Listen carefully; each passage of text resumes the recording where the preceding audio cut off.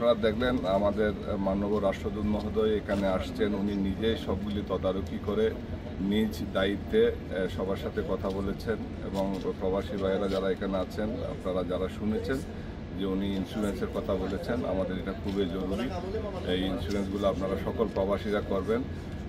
পাশাপাশি যে উনি একটা মূল্যবান কথা বলেছেন যে পাওয়ার অফ অ্যাটর্নি যারা ইন্তেকাল করেছেন তাদের যে ক্ষতিপূরণটা নেওয়ার জন্য দূতাবাসকে সরাসরি আপনারা এই পাওয়ার অফ অ্যাটর্নিটা দিবেন। কোনো দালালের সাথে কথা বলার দরকার নেই। স্যার বলেছেন ওনার দরজা খোলা, সবসময় ওনার কাছে গিয়ে সরাসরি যোগাযোগ করতে পারবেন। এই জিনিসটা আপনারা মাথায় রাখবেন।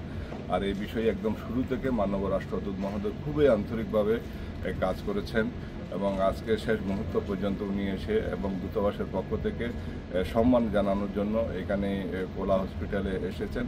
আমরা কমিউনিটির পক্ষ থেকে ওনার প্রতি ধন্যবাদ এবং কৃতজ্ঞতা জানাচ্ছি। ধন্যবাদ।